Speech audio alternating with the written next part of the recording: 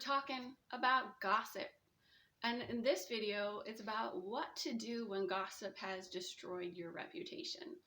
I grew up as a pastor's daughter, and I'm just going to share this really quickly with you. But I remember a time eavesdropping between a conversation between my dad, who's the pastor, and another person in our church. And I heard this person say to my dad, "If you don't do such and such and such, I am going to destroy you." And my father was like, "You can't threaten me to make me do what you want. That's just not how, this works."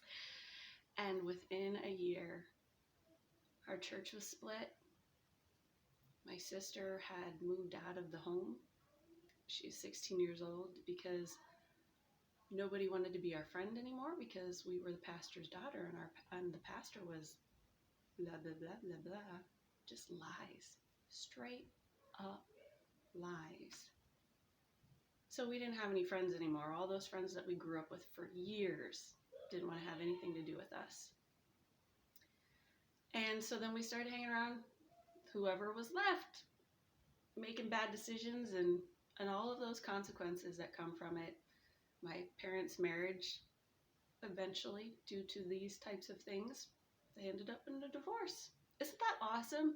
Aren't you so glad I shared that little bit of edifying piece of life story? But the reason why I wanted to share that is because I understand. I understand what it's like when gossip destroys your life.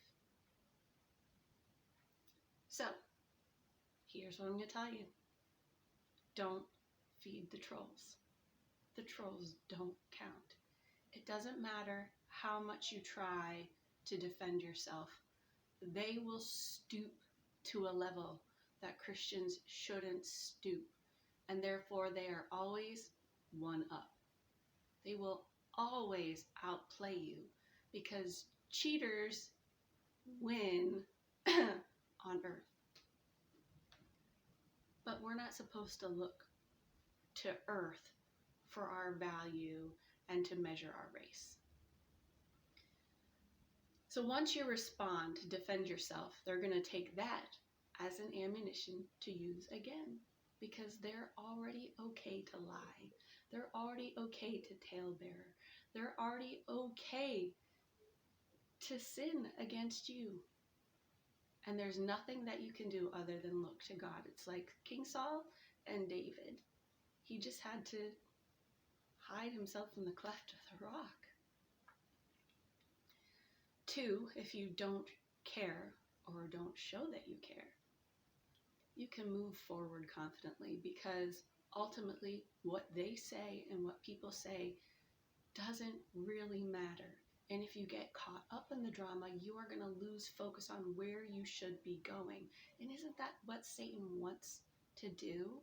He wants to get our eyes off of the vision of serving the Lord and winning the lost to Christ and taking care of our family and our homes and our children and our spouses and the people that God has put in front of us to disciple. If he can get us off track and cause us to be bitter or caught up in all these awful things and we get so wrapped up in the drama, everything else falls by the wayside.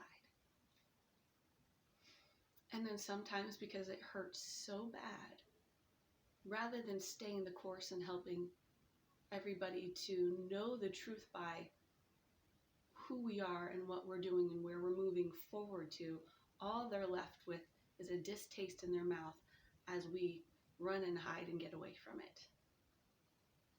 And then there's nothing to prove the lies differently. You must stay the course. Because in Daniel, it says the wise will understand. They will. They'll see the liars and the talebearers for who they are. And time is on the side of the innocent. And that's what's so hard because it feels like it's never going to end.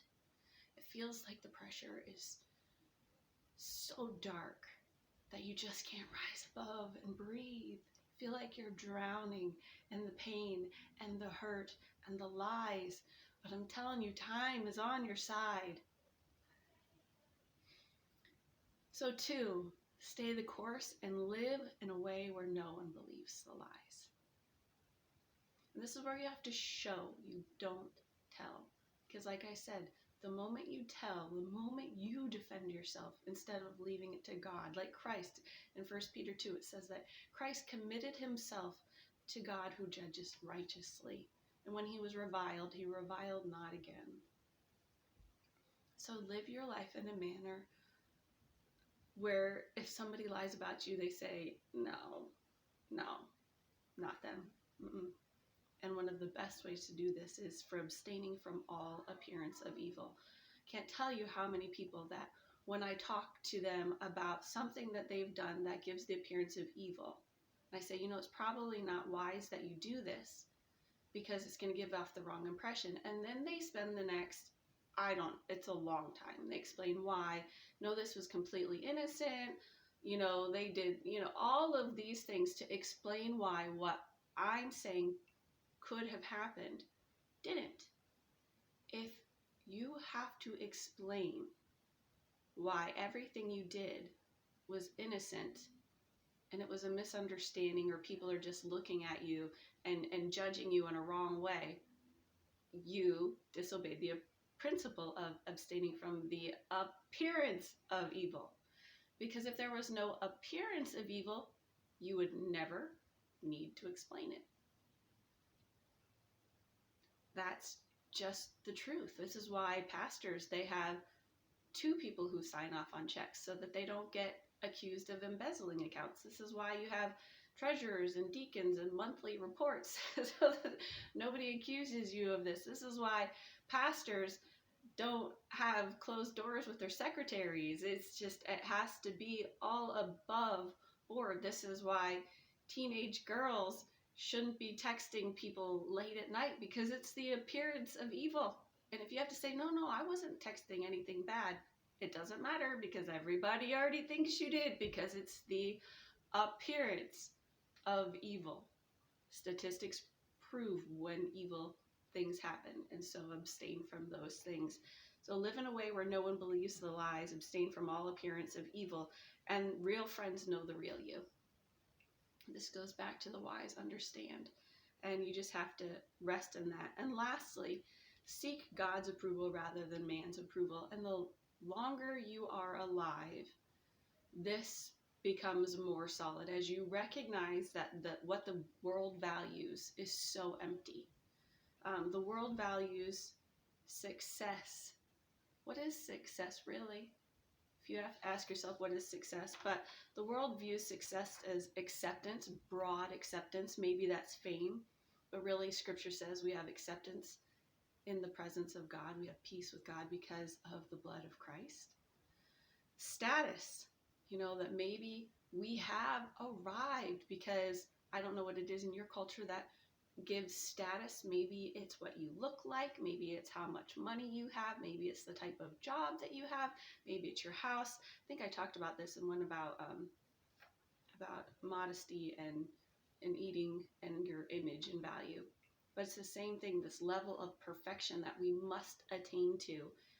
But really, it's empty. And our value is just in pleasing God. We are created to please God. That's it. And so when I do the best I can and my friends misunderstand, thou who knowest all about me, stand by me. That's where it is. That's where you have to rest. If everybody believes the lies, if even your friends believe the lies, God didn't